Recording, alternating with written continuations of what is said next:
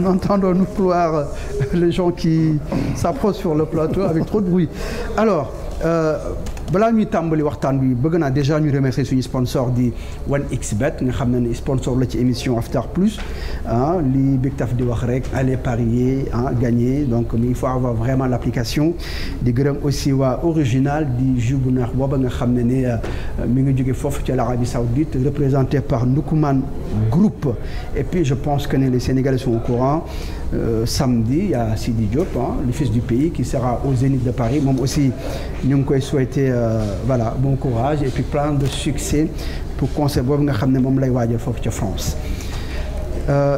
actualité am na muy Covid bi nga xam ne ñu ngi koy dégg ci jamono ji depuis suñu mbokk Sénégalais yi demoon umra ji ci dem Makka ñibbisi nañu mais avec des cas yoo xam ne jaaxal nañu trop moo tax 78 cas détectés positifs sur les 124 testés réalisés sur les pèlerins mooy wane ne vraiment bu ñu defee test 124 personnes 78 yëpp c'est des cas positifs donc waaw d'accord très bien voilà donc xam naa ne du mën na ñëw ci plateau bi Soxna Dia apparemment c'est elle qui est sur notre plateau Madame Soxna Dia l'ancienne maison foofu ca RTS vous pouvez venir nous rejoindre sur le plateau on n'a pas le choix on vous voit déjà donc venez voilà mais vous venez donc on a l'habitude de recevoir des gens comme ça imprévus venez par là voilà c'est bien vous visitez en même temps vous allez visiter aussi l'émission After Plus et ça nous fait plaisir After Plus venez me rejoindre ici voilà suñu yaay la yàgg lool ci oui normal respect bonjour maman ça va vous allez bien maman Soxna Dia nga xam ne jarul ñu koy prise par surprise voilà jarul ñu koy présenter Sénégalais yi vous vous rappelez bien sûr donc bàyyi ma présenter journal bàyyi ma présenter journal bi journal le 20h na ko présenter kon léegi dañuy def non léegi pour me faire plaisir et nous faire plaisir ak ñi nga xam ne xamuñu woon kam mooy maman Soxna donc damay compter ba 5 rek ñu ne il est 20h comme ça nga ne benn introduction il est 20h on est sur la 2STV vous suivez le journal nu ngi demee bëgg noonu bu ñu ko doon wax ñu ne tey jii on est quoi on est mardi voilà donc man ma naan 1 2 3 4 et c'est parti comme ça nga ubbil ñu def ñu benn introduction l'ouverture d'un journal de 20h ñu am exclusivité fii vous êtes prêts les gars non j'ai générique rëng 5 4 3 2 1 et c'est parti Mesdames, Mesdemoiselles, Messieurs, bonsoir. Nous vous remercions d'être au rendez-vous de la 2STV, le journal télévisé de ce soir, dont je vais vous donner plus ou moins les grands titres. Qu'est-ce qui se passe au Sénégal? Quel plaisir de vous revoir. Merci. Ça me rappelle ma jeunesse. Vraiment. Déjà. Ça n'a rajeuni personne. Voilà. En tout cas, c'est un plaisir. On est très ravis. Merci à vous. Merci.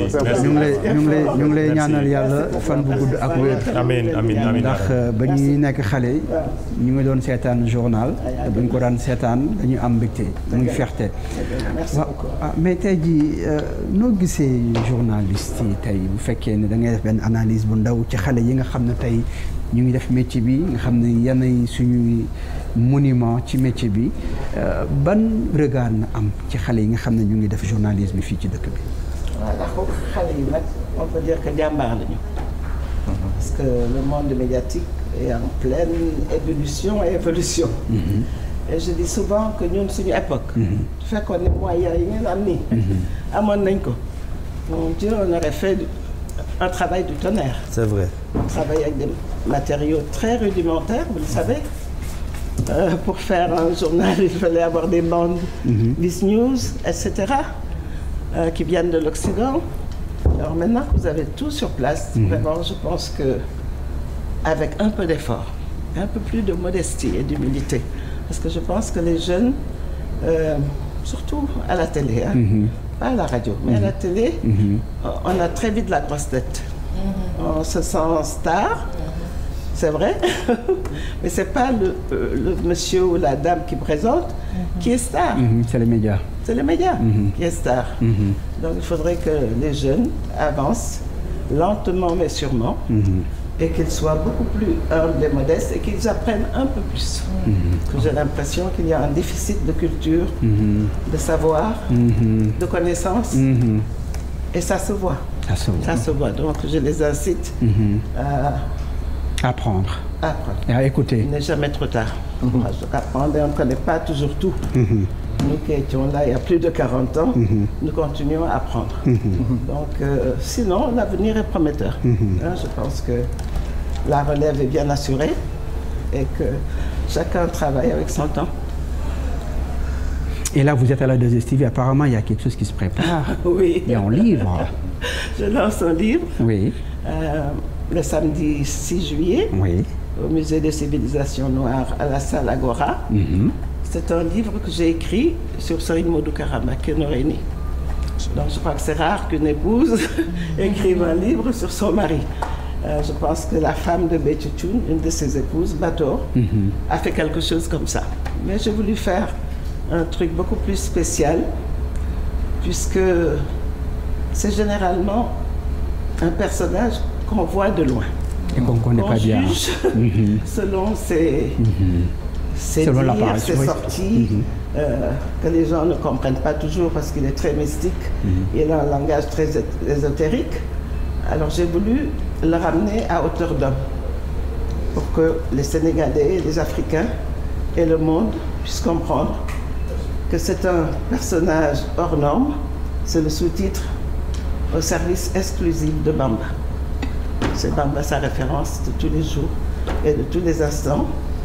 Il est petit-fils, c'est vrai, mais il est surtout disciple de Bamba. Et il aimerait bien que le monde entier connaisse la valeur de Bamba, de ses enseignements et de son rôle de sauveur de l'humanité. Voilà, c'est plus ou moins le sens de ce livre. Vous êtes tous invités. On y sera. Ce sera le samedi 6 juillet au Musée des civilisations noires. Livre à partir de 16h. Inch'Allah. Tey jii lan nga bëgg Sénégalais yi retenir ci sa alaaji ci sa sëriñ di suñu kilifa aussi muy Serigne Kara Modou Kara lan nga bëgg Sénégalais yi jàpp ci moom tey jii li nga xam ne xëy na xamuñu ko ci moom tey jii boo bëggoon wax nit ñi loo xam ne na nit ñi jàpp loolu ci moom lan lay doon. Il a de multiples facettes. D'accord. Facette yi moom dafa bari. foog nga jël benn rek taxaw ci. waaw. étudier ko wala nga ne facette bii moom a ci intéressé. boo bëggoon ñu jàpp ci benn. boo jàpp ci benn mooy li ma wax léegi rek. C'est un bambiste pur et dur.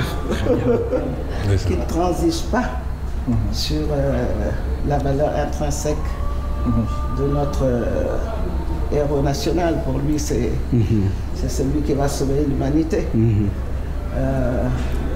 Et Bamba est un grand homme. Absolument. Un personnage multidimensionnel que l'étranger commence à découvrir. Absolument.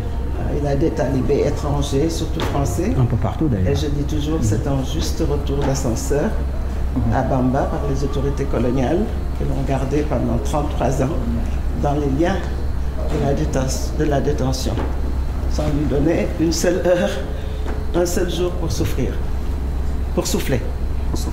Et tous ceux qui sont mourides et qui croient en Cheikh Ahmadou Bamba savent qu'il aurait pu ne pas aller à cet exil. Celui qui a prié sur l'océan pour remonter sur le bateau, il aurait pu s'en aller. Absolument. Celui qui a été livré aux fauves de la forêt du Gabon aurait pu également disparaître parce qu'il avait le soutien des gens de Badr. Et ça, c'est très mystique. Tout le monde ne croit pas en ces histoires-là, mais lu am la. lu am la. Absolument. lu am la Bamba moom ñoom ñëpp baax nañu nag. moi je suis de toutes les familles religieuses. ñëpp baax nañu. ñëpp baax nañu waaw. mais Bamba dafa am spécificité. boo xam ne moo demoon liggéeyal boromam liggéeyal yonent bi mu fay ko. dëgg la mu doon nag Xaadimu Rasuul le serviteur du prophète. Et ce n'est pas un titre gratuit. Il l'a pas eu sur un plateau d'argent.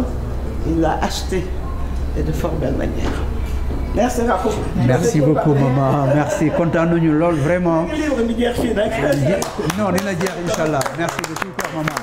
maman Sokhna Dieng merci infiniment et puis notez bien le livre ñu ngi koy dédicacé ki nga xam ne mooy Aladjiem di Serigne Modou Kara le 6 juillet au musée des civilisations noires. Merci beaucoup encore maman. C'était un plaisir jërëjëf.